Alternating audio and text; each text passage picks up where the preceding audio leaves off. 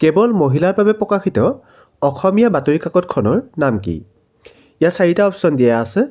Option A দিয়া আছে Orunodoi, option B দিয়া আছে জোনাকী, অপশ্যন চি দিয়া আছে উৰুলি আৰু অপশ্যন ডি দিয়া আছে ঘৰজেউতি। এই 4টা অপশ্যনৰ ভিতৰত শুদ্ধ উত্তৰ কোনটো হ'ব? শুদ্ধ উত্তৰটো হ'ব অপশ্যন চি উৰুলি। কেৱল মহিলাৰ বাবে প্ৰকাশিত অসমীয়া বাতৰি কাকতখনৰ নাম হৈছে উৰুলি।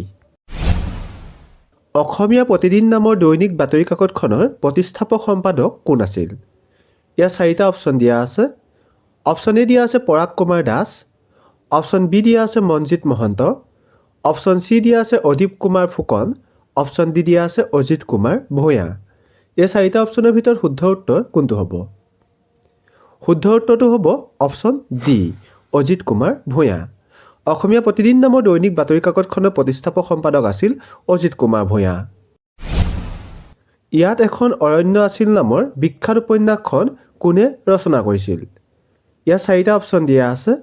অপশ্যন এ দিয়া আছে ৰীতা চৌধুৰী, অপশ্যন বি দিয়া আছে অনুৰাধা শৰ্মা পূজাৰী, অপশ্যন চি দিয়া আছে জয়শ্ৰী গোস্বামী মহন্ত, অপশ্যন ডি দিয়া আছে পূৰবী বৰমুদৈ। এই 4টা অপশ্যনৰ ভিতৰত শুদ্ধ উত্তৰ কোনটো হ'ব? শুদ্ধ উত্তৰটো হ'ব অপশ্যন বি অনুৰাধা শৰ্মা পূজাৰী। ইয়াত এখন অৰণ্য আছিল নামৰ বিখ্যাত উপন্যাসখন অনুৰাধা শৰ্মা পূজাৰীয়ে ৰচনা কৰিছিল। অসমীয়া প্ৰতিদিন নামৰ দৈনিক বাতৰি কাকতখনৰ প্ৰথমগৰাকী কাৰ্যবাহী সম্পাদক কোন আছিল? ইয়াতে 4টা অপশ্যন দিয়া আছে। অপশ্যন এ দিয়া আছে পৰাগ কুমাৰ দাস, অপশ্যন বি দিয়া আছে মনজিৎ মহন্ত, অপশ্যন চি দিয়া আছে অদীপ কুমাৰ ফুকন, অপশ্যন ডি দিয়া আছে অজিত কুমাৰ ভূঞা। এই 4টা অপশ্যনৰ ভিতৰত শুদ্ধ উত্তৰ কোনটো হ'ব? শুদ্ধ উত্তৰটো হ'ব অপশ্যন এ পৰাগ কুমাৰ দাস। অসমীয়া প্ৰতিদিন নামৰ দৈনিক বাতৰি কাকতখনৰ প্ৰথমগৰাকী কাৰ্যবাহী সম্পাদক হৈছে পৰাগ কুমাৰ দাস। অসমত স্থাপন কৰা প্ৰথম কলেজখনৰ নাম কি? ইয়াত 4টা অপশ্যন দিয়া আছে। Option A cotton college, option B Sandikoi ছোৱালী college, option C B Baruah college আৰু option D J B college. এই 4টা অপশ্যনৰ ভিতৰত শুদ্ধ উত্তৰ কোনটো হ'ব? শুদ্ধ উত্তৰটো হ'ব অপশ্যন এ কটন কলেজ। অসমত স্থাপন কৰা প্ৰথম কলেজখনৰ নাম হৈছে কটন কলেজ। অসম সাহিত্য সভাৰ প্ৰতীক চিহ্নটো কোনে অংকন কৰিছিল? ইয়াতে 4টা অপশ্যন দিয়া আছে। অপশ্যন এ দিয়া আছে কুল শইকীয়া, অপশ্যন বি দিয়া আছে কেশদা মহন্ত, অপশ্যন চি দিয়া আছে যুগল দাস, অপশ্যন ডি দিয়া আছে যোগেশ দাস। এই 4টা অপশ্যনৰ ভিতৰত শুদ্ধ উত্তৰ কোনটো হ'ব? শুদ্ধ উত্তৰটো হ'ব অপশ্যন চি যুগল দাস। অসম সাহিত্য সভাৰ প্ৰতীক চিহ্নটো যুগল দাসে অংকন কৰিছিল। কাৰ সম্পাদনাত 1889 চনৰ 9 ফেব্ৰুৱাৰীত জোনাকী আলোচনীখন কলিকতাৰ পৰা প্ৰথমবাৰৰ বাবে প্ৰকাশ হৈছিল? ইয়াত 4টা অপশ্যন দিয়া আছে। অপশ্যন এ দিয়া আছে লক্ষ্মীনাথ বেজবৰুৱা, অপশ্যন বি দিয়া আছে চন্দ্ৰকুমাৰ আগৰৱালা, অপশ্যন চি দিয়া আছে হেমচন্দ্ৰ গোস্বামী, অপশ্যন ডি দিয়া আছে সত্যনাথ বৰা। এই 4টা অপশ্যনৰ ভিতৰত শুদ্ধ উত্তৰ কোনটো হ'ব? শুদ্ধ উত্তৰটো হ'ব অপশ্যন বি চন্দ্ৰকুমাৰ আগৰৱালা। চন্দ্ৰকুমাৰ আগৰৱালাৰ সম্পাদনাত জোনাকী আলোচনীখন কলিকতাৰ পৰা প্ৰথমবাৰৰ বাবে প্ৰকাশ হৈছিল। প্ৰহ্লাদ চৰিত্ৰ নামৰ পুথিখন কোনে ৰচনা কৰিছিল? ইয়াতে 4টা অপশ্যন দিয়া আছে। Option A Ram Saraswati, option B Ananta Kandali, option C Hem Saraswati, option D Madhav Kandali. এই 4টা অপশ্যনৰ ভিতৰত শুদ্ধ উত্তৰ কোনটো হ'ব? শুদ্ধ উত্তৰটো হ'ব অপশ্যন চি হেম সৰস্বতী। প্ৰহ্লাদ চৰিত্ৰ নামৰ পুথিখন হেম সৰস্বতীয়ে ৰচনা কৰিছিল। গৰীয়সী নামৰ মাহেকীয়া সাহিত্য আলোচনীখনৰ প্ৰতিষ্ঠাপক সম্পাদক কোন আছিল? ইয়াতে 4টা অপশ্যন দিয়া আছে। অপশ্যন এ দিয়া আছে হৰে কৃষ্ণ ডেকা, অপশ্যন বি দিয়া আছে চন্দ্ৰপ্ৰসাদ শইকীয়া, অপশ্যন চি দিয়া আছে ভৱেন্দ্ৰনাথ শইকীয়া, অপশ্যন ডি দিয়া আছে লক্ষ্মীনন্দন বৰা। এই 4টা অপশ্যনৰ ভিতৰত শুদ্ধ উত্তৰ কোনটো হ'ব? শুদ্ধ উত্তৰটো হ'ব অপশ্যন বি চন্দ্ৰপ্ৰসাদ শইকীয়া। চন্দ্ৰপ্ৰসাদ শইকীয়া হৈছে গৰীয়সী নামৰ মাহেকীয়া সাহিত্য আলোচনীখনৰ প্ৰতিষ্ঠাপক সম্পাদক। সাহিত্যিক ৰীতা চৌধুৰীয়ে কোনখন গ্ৰন্থৰ বাবে সাহিত্য একাডেমী বঁটা লাভ কৰিছিল? ইয়াতে 4টা অপশ্যন দিয়া আছে। অপশ্যন এ দিয়া আছে পিতা পুত্ৰ, অপশ্যন বি দিয়া আছে পৃথিৱীৰ অসুখ, অপশ্যন চি দিয়া আছে দেওলাংখুই, অপশ্যন ডি দিয়া আছে মৃত্যুঞ্জয়। এই চাৰিটা অপশ্যনৰ ভিতৰত শুদ্ধ উত্তৰ কোনটো হ'ব? শুদ্ধ উত্তৰটো হ'ব অপশ্যন চি দেওলাংখুই।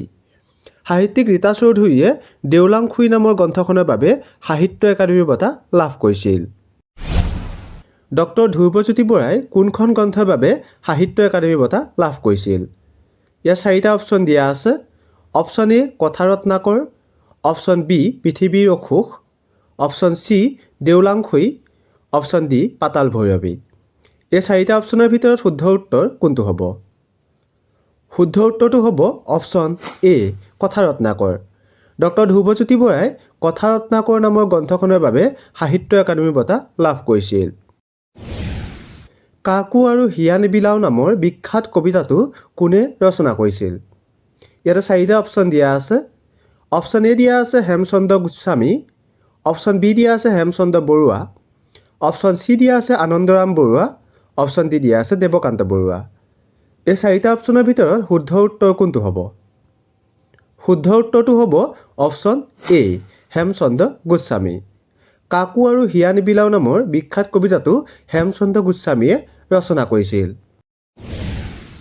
জোনাকী আলোচনীখনৰ দ্বিতীয়গৰাকী সম্পাদক কোন আছিল? ইয়াতে চাৰিটা অপশ্যন দিয়া আছে। অপশ্যন এ দিয়া আছে লক্ষ্মীনাথ বেজবৰুৱা, অপশ্যন বি দিয়া আছে চন্দ্ৰকুমাৰ আগৰৱালা, অপশ্যন চি দিয়া আছে হেমচন্দ্ৰ গোস্বামী, অপশ্যন ডি দিয়া আছে সত্যনাথ বৰা। এই চাৰিটা অপশ্যনৰ ভিতৰত শুদ্ধ উত্তৰ কোনটো হ'ব? শুদ্ধ উত্তৰটো হ'ব অপশ্যন চি হেমচন্দ্ৰ গোস্বামী। জোনাকী আলোচনীখনৰ দ্বিতীয়গৰাকী সম্পাদক হৈছে হেমচন্দ্ৰ গোস্বামী। অসমীয়া ৰামায়ণী সাহিত্য নামৰ গ্ৰন্থখনৰ বাবে কোনে সাহিত্য একাডেমী বঁটা লাভ কৰিছিল? ইয়াতে চাৰিটা অপশ্যন দিয়া আছে। অপশ্যন এ দিয়া আছে কেশদা মহন্ত, অপশ্যন বি দিয়া আছে মামণি ৰয়ছম গোস্বামী, অপশ্যন চি দিয়া আছে মেদিনী চৌধুৰী, অপশ্যন ডি দিয়া আছে কেশৱ মহন্ত। এই চাৰিটা অপশ্যনৰ ভিতৰত শুদ্ধ উত্তৰ কোনটো হ'ব? শুদ্ধ উত্তৰটো হ'ব অপশ্যন এ কেশদা মহন্ত। অসমীয়া ৰামায়ণী সাহিত্য নামৰ গ্ৰন্থখনৰ বাবে কেশদা মহন্তই সাহিত্য একাডেমী বঁটা লাভ কৰিছিল। চৈয়দ আব্দুল মালিকে মহাপুৰুষ শ্ৰীমন্ত শংকৰদেৱৰ বিষয়ে ৰচনা কৰা পুথিখনৰ নাম কি? ইয়াতে চাৰিটা অপশ্যন দিয়া আছে। অপশ্যন এ দিয়া আছে আত্মকথা, অপশ্যন বি দিয়া আছে গুৰুচৰিত, অপশ্যন চি দিয়া আছে ধন্য নৰ তনু ভাল, অপশ্যন ডি দিয়া আছে নৱযুগ। এই চাৰিটা অপশ্যনৰ ভিতৰত শুদ্ধ উত্তৰ কোনটো হ'ব? উত্তৰটো হ'ব অপশ্যন চি ধন্য নৰ তনু ভাল।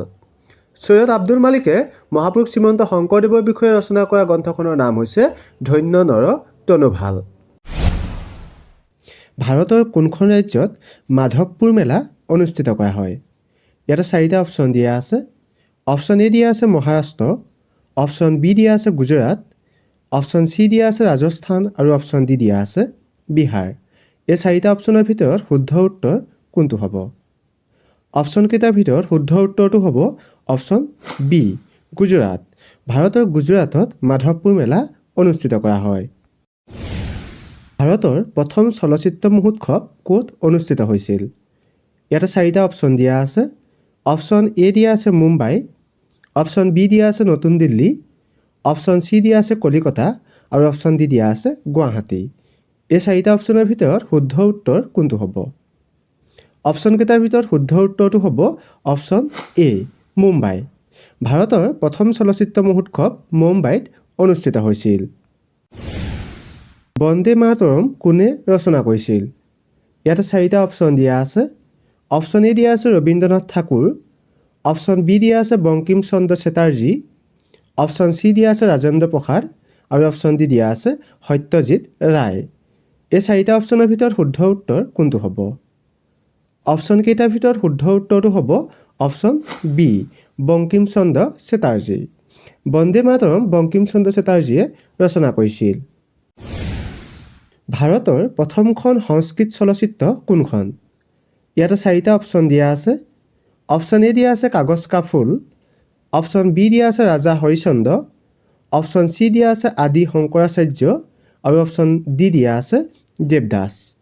এই চাৰিটা অপশ্যনৰ ভিতৰত শুদ্ধ উত্তৰ কোনটো হ'ব? অপশ্যনকেইটাৰ ভিতৰত শুদ্ধ উত্তৰটো হ'ব অপশ্যন চি আদি শংকৰাচাৰ্য। ভাৰতৰ প্ৰথমখন সংস্কৃত চলচ্চিত্ৰৰ নাম হৈছে আদি শংকৰাচাৰ্য। পূবৰ মানচেষ্টাৰ বুলি অসমৰ কোনখন ঠাইক জনা যায়? ইয়াতে 4টা অপশ্যন দিয়া আছে। অপশ্যন এ দিয়া আছে শিৱসাগৰ, অপশ্যন বি দিয়া আছে শদিয়া, অপশ্যন চি দিয়া আছে শুৱালকুছি আৰু অপশ্যন ডি দিয়া আছে গোলাঘাট। এই 4টা অপশ্যনৰ ভিতৰত শুদ্ধ উত্তৰ কোনটো হ'ব? শুদ্ধ উত্তৰটো হ'ব অপশ্যন চি শুৱালকুছি। পূবৰ মানচেষ্টাৰ বুলি অসমৰ শুৱালকুছিক জনা যায়। ভাৰতৰ কোন ঠাইত ৰাষ্ট্ৰীয় নাট্য বিদ্যালয় অৱস্থিত?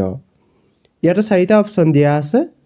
অপশ্যন এ দিয়া আছে দিল্লী, অপশ্যন বি দিয়া আছে কলিকতা, অপশ্যন চি দিয়া আছে গুৱাহাটী আৰু অপশ্যন ডি দিয়া আছে মুম্বাই। এই 4টাৰ ভিতৰত শুদ্ধ উত্তৰ কোনটো হ'ব? শুদ্ধ উত্তৰটো হ'ব অপশ্যন এ দিল্লী। ভাৰতৰ দিল্লীত ৰাষ্ট্ৰীয় নাট্য বিদ্যালয় অৱস্থিত। ৰাষ্ট্ৰীয় নাট্য বিদ্যালয় কোন চনত স্থাপন কৰা হৈছিল? ইয়াতে 4টা অপশ্যন দিয়া আছে। অপশ্যন এ দিয়া আছে 1949 চনত, অপশ্যন বি দিয়া আছে 1959 চনত, অপশ্যন চি দিয়া আছে 1969 চনত আৰু অপশ্যন ডি দিয়া আছে 1979 চনত। এই 4টা অপশ্যনৰ ভিতৰত শুদ্ধ উত্তৰ কোনটো হ'ব? শুদ্ধ উত্তৰটো হ'ব অপশ্যন বি 1959 চনত। ৰাষ্ট্ৰীয় নাট্য বিদ্যালয় 1959 চনত স্থাপন কৰা হৈছিল। ললিত কলা একাডেমী ভাৰতৰ কোন ঠাইত অৱস্থিত? ইয়াত 4টা অপশ্যন দিয়া আছে। অপশ্যন এ দিয়া আছে গুৱাহাটী, অপশ্যন বি দিয়া আছে পশ্চিমবংগ, অপশ্যন চি দিয়া আছে উৰিষ্যা আৰু অপশ্যন ডি দিয়া আছে নতুন দিল্লী। এই 4টা অপশ্যনৰ ভিতৰত শুদ্ধ উত্তৰ কোনটো হ'ব? অপশ্যনকেইটাৰ ভিতৰত শুদ্ধ উত্তৰটো হ'ব অপশ্যন ডি নতুন দিল্লী। ললিত কলা একাডেমী ভাৰতৰ নতুন দিল্লীত অৱস্থিত। ভাৰতৰ কোন ঠাইত ফিল্ম এণ্ড টেলিভিছন ইনষ্টিটিউট অৱস্থিত? ইয়াতে 4টা অপশ্যন দিয়া আছে। অপশ্যন এ দিয়া আছে পুনে, অপশ্যন বি দিয়া আছে দিল্লী, অপশ্যন চি দিয়া আছে গুৱাহাটী আৰু অপশ্যন ডি দিয়া আছে মুম্বাই। এই 4টা অপশ্যনৰ ভিতৰত শুদ্ধ উত্তৰ কোনটো হ'ব? অপশ্যনকেইটাৰ ভিতৰত শুদ্ধ উত্তৰটো হ'ব অপশ্যন এ পুনে। ভাৰতৰ পুনেত ফিল্ম এণ্ড টেলিভিছন ইনষ্টিটিউট অৱস্থিত। ফিল্ম এণ্ড টেলিভিছন ইনষ্টিটিউট কোন চনত স্থাপন কৰা হৈছিল? ইয়াতে 4টা অপশ্যন দিয়া আছে।